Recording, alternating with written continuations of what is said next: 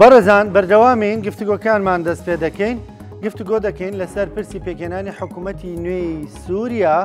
و ئەوەی کە فرەڕەنگی تێدا نییە و حساب و ڕەچاوی پێکاتەکانی دیکە نەکراوە ئەمە چ کاریگەریەکی دەبێت لەسەر ئایندەی ناوچەکە گفتوگۆ دەکەین لەگەڵ زۆر بەڕێز کاک مەنسوور عەزیزی توێژەری سیاسی ڕاستەوخۆ لە ئۆسلۆ لەگەڵمانە. کاک مەنسوور سڵاوت لێبێ، ئەم کاتت باش، سپاس دەکەم، سپاس بە بەشداریکردن لەگەڵمان لە بەرنامەی پرسی ڕۆژ. بڕوانینی تۆ ئەو حکوومەتی لە سووریا بەنیاز بوون ئەمڕۆ ڕابگەیەندرێ بەڵام دواخراوە. ئەمە چیمان پێ دەڵێ؟ ئەم پێکاتەیە چیمان پێ دەڵێ؟ کاگڕانکۆی هێژام کاتت باشمانتو نەبیت. بە پێی دوایین زانیاری پێ ئەچێت ئەو شەو کاتژمێر دا بە کاتی سووریا ڕایگەێنن، بەڵام ئەوەی کە چیمان پێڵێ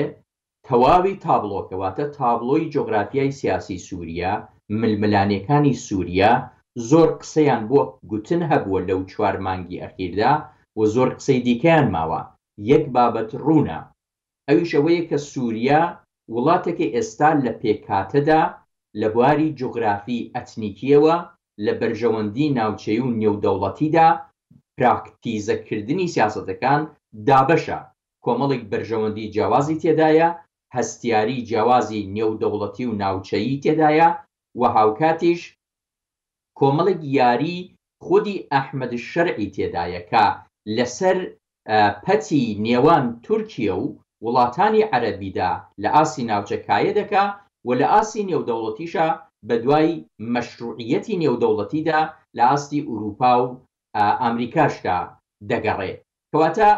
یا تابلۆکە بەگشتی ئەوەیە کە ئەم وڵاتە زۆر وا دیارە بە خێرایی کۆ نابێتەوە، پارەدۆکسیکاڵە کێشە هەیە لە نێوان پێکهاتە جیاوازەکاندا لە بواری هیزری و ئیداریەوە. ئەحمەد شەرع و دەسەڵاتەکەی لە دمەشق ئەترسن لەوەی کە لایەنی دیکەی ناعەرەبی ناسونی نزیک لە ئەوان بێتە نێو کایەکانەوە، چون دەترسن لە هەر ئێستاوە بەڕەکەیان لە ژێر پێڕاکێشن و بۆ بە فەرمی بوونی زیاتر دەسەڵاتی دمەشق ئەوەی کە ئەحمەد شەرع دەیەوێ بەو پێ نەچێتە پێشێکە ئارەزویان کردووە. باشە کاک مەنسوور، ینی بڕوانینی تۆ ئەحمەد شەرع ئەمانەی بۆ دەچێتە سەر، یعنی ئەوە دەستورەکە وەکو بینیمان تاڕادەیەک تێپەڕیوە بەو شێوازە، بەڵام ئایا دەچێتە سەر؟ لە ڕاستیدا دەبێ بزانین بڵین تورکیە ئەمەی بۆ دەچێتە سەر ئەگەر بمانەوێ لە پشتی پەردەوە استراتیژیەکان بخوێنینەوە، ئەو یەک ڕەنگیە، ئەو یەک ئیدئۆلۆژیە، ئەو یەک بافتیە لە پێکاتەی دەسەڵاتدا کە ئەردوغان لە تورکیا ئەنجامی داوە، ئایا دەتوانێت لە سووریش ئەو کوپیە وەرگێتە، ئەو کوپیە دانێتەوە؟ لە ئێستادا دیارە زۆریش نەچوونەتە پێشێ. ئەگەر سەرنج بدەی لە 24/2/2025دا حیواری وەتەنیان ئەنجامدا، لە دوای حیوارەکە کورد و پێکاتەکانی دیکەیان بانگ نەکردبوو وەک نوێنەرایەتی ئەساسی ئەو ناوچانەی کە ئەوانی تێدا دەژیا، بەڵام لە 10ی سێدا لەگەڵ کووردا ڕێکەوتنیان کرد و لە 13ی سێدا هاتن دەستورەکەیان هێنا، دەستوری کاتی ئەلبەتە دەستوری قۆناغی تێپەڕا واژوویان کرد، واتە هەوڵیاندا لێرە باڵانسێک ڕاگرن. من پێشووتریش گوتو بووم ئەحمەد شەرع لە قۆناغێکدا بە تەمای ئەوە بوو کە لە ڕێگەی تورکیە و پاشەکشە بە کورد بکە لە ڕێگەی جێشی بەناووەتەنیەوە و دوای ئەو بچێتە گەمەی ڕامیاری لەگەڵ کورددا، بەڵام دیتی ئەوەی بۆ نەچووە سەرێ و پاڵەپەستوی و پەستانی کورد لە تورکیە زیاتر بوو، دەست پێشخەری کرد بە ڕاوێژ لەگەڵ ئەردوغاندا بۆ ئەوەی فەرمیەتی نێودەوڵەتی وەرگێ بەرەولای کورد هاتەوە. من ئێستا پێم وایە داڕشتنیان کردووە، کۆبوونەوەی تاکی خۆیانیان کردووە، هەوڵیان داوە هەژمونی بسەپێنن، بەڵام باوەڕم ئەوەیە کە هەنگاوی ئەرێنی و بناغەیی نەچوونەتە پێشێ، لە دەوری بازنەیەک دەسوڕێنەوە و لەو سوڕانەوەیەدا بەتەمان بزانن ئایا دەتوانن لقوپۆ پەیداکەن بۆ ئەوەی لە بازنەکە بچنە دەرێ، بازنە کۆنتڕۆڵ بکەن و دەستیشان بگات بە لقوپۆپی دیکە بۆ وەرگرتنی فەرمیەتی نێودەوڵەتی کە من پێم وایە تا ئێستا سەر نەکەوتوون. باشە، کەواتە کاک مەنسوور، ینی تۆ کە باز لە سووریا دەکەین، ینی ڕێک یەکسانی دەکەیتەوە بە تورکیا ڕاستەخۆ دەڵی تورکیا ینی ئەوەی کە تێبینی دەکرێتکەواتە بەکارهێنانی کووردە لە پێناوی وەرگرتنی شەرعەتی نێودوڵەتی بۆ ئەحمەد شەرع ینی بەکارهێنانی کووردە زیاترەوەی کە تێبینی دەکەن من بە شێوەیەکی دی هەمان قسەی جەنابەت دووپات کەبەوە لە ڕاستیدا کورد دیمەشق و کاراکتری دیمەشق و کاراکتری نێودەوڵەتی بۆ دۆزەکەی خۆی بەکاردێنێت چۆن ئەگەر سەرنج بدەن لە کاتی پێش لە ڕووخانی حکوومەتی بەعسدا لە لەندەن کە ئۆپۆزیسیۆن کۆ دەبنەوە دواتر کە ڕێک دەکەون بۆ وەرگرتنی فەرمیەتی جوڵەی ئۆپۆزیسیۆن دژی بەعز بە دوای ڕەزامەندی نێودەوڵەتیدا دەگەڕێن ڕەزامەندی ئەمریکا و ئوروپادا یا ئەگەر 11 ئازەری هەفتا چاولێکەین کە ڕێککەوتن دەکرێت ئەم ڕێککەوتنی ئۆتۆنۆمی لە نێوان هەرێمی لە نێوان شۆڕشی کورد ئەو کاتە لە باشوور و بەغدا دوای واژووکردن بە دوای فەرمیەتی نێودەوڵەتی و وەکایە پێکردنی ڕۆڵگێڕانی دەگەڕێت باسی کورد لە ڕۆژهەڵاتی کوردستان ڕێککەوتن لەسەر نزیک بە 8 مادە لەگەڵ دەسەڵاتی کۆماری ئیسلامی هات تازە هاتووە سەرکار لە ساڵ 1970 باسەکان هات نەکایە دەسەڵات لە تاران ڕازی بوو خومینی ڕازی بوو لەگەڵ کورد دانیشن و پاشان دەرفەتی نەبوو بە دوای فەرمیەتی نێودەوڵەتیدا بگەڕێت جیاوازی ئەم ڕێککەوتنە و ئەم بارودۆخی ئێستایی کورد ئەوەیە یەکەم هەنگاوەکانی ڕێککەوتن ڕاوێژکاری ڕێککەوتن بایەختان بە بارودۆخی ژئۆپۆلیتیکی ناوچە جوڵە سەربازی ڕامیاریەکان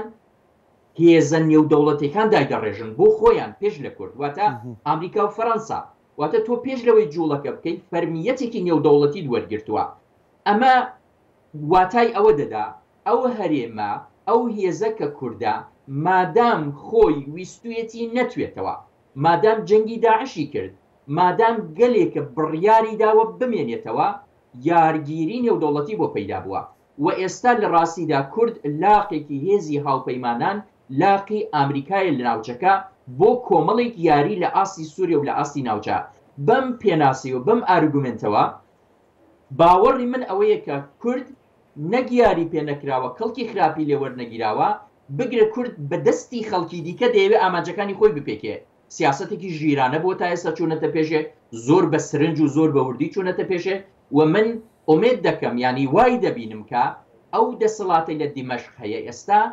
لە قۆناغی شەک و گوماندایە لە قۆناغی خۆسەلماندن و خۆنەسەلماندندایە لە قۆناغی ترس و دڕەڕاوکی ناوچەی و نێودەوڵەتیدایە ئەوەی کە فەرمیتر و بەهێزترە هەم لە بواری سەربازیوە هەم دانپێنانی نێودەوڵەتی هەم یارگیری ناوچەیی باوەڕی من ئەوەیە کە کووردە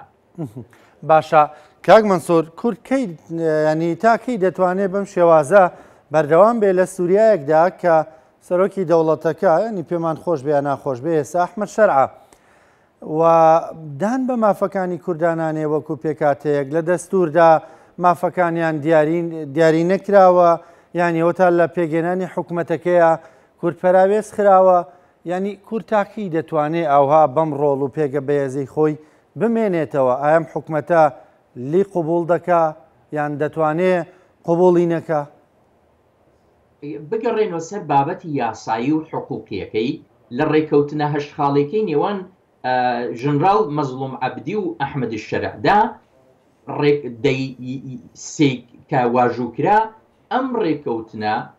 ڕێککەوتنێکە دەتوانێت بنەمایەکی بەهێز بێت بۆ کارکردن لە قۆناغی دەستوری دائیمی دەستوری هەردەمی سووریەدا واتە لە ئەمڕۆوە بۆ 5 ساڵی دیکە ئەمە بۆ خۆی دەستکەوتێکە لە پێشەکی ئەم دەستورە ڕەشنووسەدا کە هێناویانە کە پێشکەشیان دەکردیان خوێندەوە یەکێک لە باسەکان ئەوەیە کە بەڕێوەبەری لە سووریا ڕەچاوی فرەڕەنگی فرە زمانی لە وڵاتەکە بکات و لەم ڕێککەوتنە نەچێتە دەرێ و زیانی سووریای لێ نەکەوێتەوە ئەمە دیارە لایەنی دەستوری خەڵکی پسپۆڕ و شارەزا دەبێت کاری لەسەر بکەن بەڵام من پێم وایە کۆمەڵێک پەنجەرە کراوەیە بۆ ئەوەی کورد یاری تێدا بکە بەڵام بۆ یاریکردن نێوخۆییەکان لە ڕاستیدا ئەو دەسەڵاتی لە دیمەشقا لە ئێستادا تا 10 ساڵ تا 15 ساڵی دیکەش بەو ئاستە لە هێزی سەربازی بەو ئاستە لە هێزی ئابووری ژێرخانی بنەمایی و خۆپێناسەکردن نەگەیشتووە کە بتوانێت ببێتە مەترسی بۆ سەر ئەو کیانەی کە ئێستا کورد ئیدارەی دەکا. و لەلایەکی دیکەشەوە کاگڕانکۆ ئەم دەسەڵاتە کە وەچە و نەوە و سەرهەڵداوی بیری سەلەفی جیهادی ئیخوانیە لەگەڵ ئەو داواکاریە نێودەوڵەتیانەی کە دەبێت دەستورەکەی مافی مرۆڤی شارۆمەندی مۆدێڕن بەپێی سیستەمی ئەمڕۆی داڕێژێتەوە مەودایەکی هەیە. ئەم مەودایە کە بێوێت بیپێکێت نزیکی بێتەوە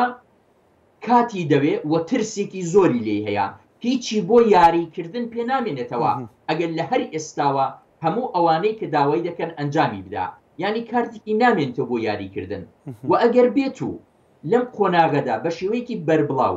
دان بەو یەکە کوردیەدا بنێ کە یەکەیەکی ئەلمانیە، سیستمێکی مدرنی بەڕێوەبەری هەیە، لانیکەم 15 ساڵە خۆی تاقی دەکاتەوە لە ئیدارە و بەڕێوەبەری، یاسا و دەستوری نێوخۆیی نووسیوەتەوە و ئەمە نزیکە لەو فکرە ئوروپایی لەو فکرە ڕۆژئاوایی مدرنە بۆ بەڕێوەبەری. دەترسی ئەگەر زوو لەگەڵ ئەم یەکەیەدا تێکەڵ بێ، یەک کێشە دەکەوێتە نێوخۆ و باڵەکانی، دوو ئەو فەرمیەتە نێودەوڵەتیە ئێدی لە ڕێگەی ئەم تێکەڵبوونەوە وەریدەگرێ، واتە دەبێت باج بدا لە باڵی سەربازیدا، لە باڵی ئابووری و ڕامیاری و کۆمەڵایەتیدا کەمکەم هێندە کەم ڕەنگ دەبێتەوە. کڕیاری لە ئاستی نێودەوڵەتی ئەم نامێنێ، بەڵام ئەو یەکەی بەرامبەری چون ئامادەترە داڕێژراوترە دێتە سەرێ. ئەمە یەکێکی تر لەو ترسانەیەکە ئەحمەد الشەرع و دەسەڵاتی تورکیش بە هەمان شێوە کە کۆپی پەیستێکە ئەحمەدی شەرع لە دەسەڵاتی تورکیا نایانەوێ ئەم باجە خێرا بدەن، دەیانەوێ هاوکات کە دەچنە پێشێ هەندێک جار لێرە و لەوێ چەند دڵۆپێک لە ئاڵۆگۆڕ بدەن بە ئوروپایەکان، ڕێگە بهێڵنەوە بۆ دانوستان و تا دەگاتە 5 ساڵ بۆ 10 ساڵی داهاتوو توانی بێتیان ڕگوڕیشەی ئابووری، ڕگوڕیشەی سەربازی، سەقامگیری دەسەڵات پێک بێنن و لەو کاتەدا بە گوێرەی ڕیالپۆلیتیکی نوێ هەڵسوکەوت لەگەڵ پرسی کورد لەگەڵ پرسی سووریا و ناوچەکە بکەن. باشە کاک مەنسوور، هەندێک وەکو پێشترا ماژەمان پێکرا ئەمڕۆ بڕیاروا بە حکوومەتەکە ڕابگەیەندرێ ڕاوەستاوە و ئەمریکاش داوا لە وڵاتەکانێک ئاگە لە سووریان لە ماوەی 24 ساعتە سووریا بەجێ بێڵن. بڕوانینی تۆ چ شتێک لە ئارادایە؟ ئێستا چوونە سەر پرسەکەمان چێت سەر باسێکی ئینتەرناشناڵ ڕاستیدا کایە نێودەوڵەتیەکان. کاگرانکۆ باوەڕی من ئەوەیە سووریا نە ئەمڕۆ نە سبەی نە 10 ساڵی تر وڵاتانی زلهێز بە تایبەتی ئەمریکا جێی ناهێڵێت. هۆکارەکەشی لە ڕاستیدا یەکەم ئەوەی کە سووریا نزیک بە 1 ملیارد بۆشکە نەوتی یەدەکی هەیە، 1 ملیارد بۆشکە نەوتی یەدەکی لە ناوچەکانی حەسەکە، لە دەیرەزوور، لە ڕەقا و لە نزیک دمەشق هەیە. دووەم نزیک بە 6 ملیارد متری سێجا گازی هەیە لە هەر لەو ناوچانە و هاوکاتیش لە ساحلی سووریا نزیک بە 700 ملیارد متری سێجا لە ساحل لە نزیک تەرتوس و لازقیە لە نزیک قبرس لە بەشە ئاویەکەی سووریا گازی سروشتی هەیە. ئەمە بۆ خۆی لەلایەکی ترەوە سووریا وڵاتێکە دەوڵەمەنە بە کان و کانزای زۆر جیاوازی وەک تۆریۆم، ئۆرانیۆم، لیتیۆم، میرکۆری سولفات یا سولفاتی جیوا کە ئەمڕۆ لە نێوان ئەمریکا و لە نێوان چیندا کێبەرکێکی زۆر گەورە هەیە لەسەر ئەم مەوادانە، چون وزەی داهاتوو وزەی ناکاربوونی لە داهاتووە لە پاش وزەی نەوت لە پاش ساڵی 2030 ئەچێتە کێبەرکەیەکی تایبەتەوە و چین و ئەمریکا لەگەڵی کێبەرکێ دەکەن. کەواتە ئەم ناوچێش بە تایبەتی ناوچەی حمس دەوڵەمەندە لەگەڵ حەسەکە، دەوڵەمەندە بە هەموو ئەم کان و کانزاگەلە. لەم یاریەدا نە ئیسرائیل دەیەوێت چۆڵی کات و بازنەی دەسەڵاتەکەی زیاتر دەکا، نەدەیەوێت ئیزن بە تورکێش بدا بێتە نزیک. بۆ نمونە تەدموری لێدا، بادی تەدمور کە چەند پایگای تورکیا ویستیان چەند بنکە بکەنەوە، بنکەی سەربازی، ئیسرائیل پێشوەخت لیدا کە ناهێڵێت تورکیا بێتە ئەوێ و سەردەمێک ئێرانیەکان ناوچەی حومسیان کنترۆل دەکرد، چون دەیانزانی ئەم ناوچەیە زۆر دەوڵەمەندە. دەمەوێت لەم سۆنگەیەوە عەرزت بکەم کە سووریا جێگەیەک نییە کە بەم زوانە بگاتە کەناری ئارامی لەبەر ئەم بابەتانەی کە عەرزم کردی. بابەتی ئەوەی کە تورکیا دەیەوێت بێتە ناوچەی حومس بۆ ئەم کان و کانزاگەلە ئیسرائیل پێی دەزانێت ئامریکا دەزانێت ئەمە هەیە بەتایبەتی لە ناوچەی حەسەکە و لە نزیک حمز و هاوکات ئیسرائیل بابەتێکی استراتیژی هەیە ئەویش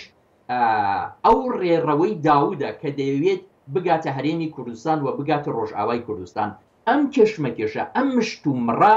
بابەتێکمان پێ دەڵێ ئەوش ئەوەیەکە سووریە بەم زوانە بە سەقامگیری ناگەن هەردەم مەترسی تێدایە کێشە و ململانی نێوان ئیسرائیل و نێوان تورکیا کێشەی دمەشق کە ئەم دوایانە ئەحمەد شەرع ناڕاستەوخۆ لە دژی ئیسرائیل قسەی کردووە ئیسرائیل گەیشتۆتە لە هەندێک ناوچە لە جەبەلە شەی گەیشتۆتە نزیک 7 کیلۆمەتری دمەشق لەو ناوچانەی قونەی ترە و ئەوانەوە بۆیە زۆر ئاساییەکە نەکەرە ئەمریکا من پێم وایە ئوروپایەکانیش بەم زوانە پێیان وایە کە سووریا دەچێتە قۆناغی زۆر هەستیارترەوە بە پێچەوانەی ئەو تابلۆیی کە پیشانی ئەدەن ئەو تابلۆ ڕەنگا و ڕنگ و ئارامەی کە ئەحمەد شەرع بە دەموچاوێکی زۆر ئارام و لە خۆی پیشانیەدا ڕووداوە بنەڕەتیەکە وانە و ئەو دەسەڵاتانە دەزانن کەوانە بۆیە هەوڵ دەدەن کە شارۆمەندەکانیان لە وڵاتە بچنە دەرێ. بەڕێز کاک مەنسوور عەزیزی توێژەری سیاسی سپاس دەکەم سپاس بۆ ڕوونکردنەوەکانە سپاس بۆ بەشداریکردنت لەگەڵمان زۆر زۆر سپاس کە لە ئۆسلۆوە لەگەڵمان بووی خۆشەویستان بەردەوامین شوێکی کورد وەرەگرین و دێنەوە خزمەتتان.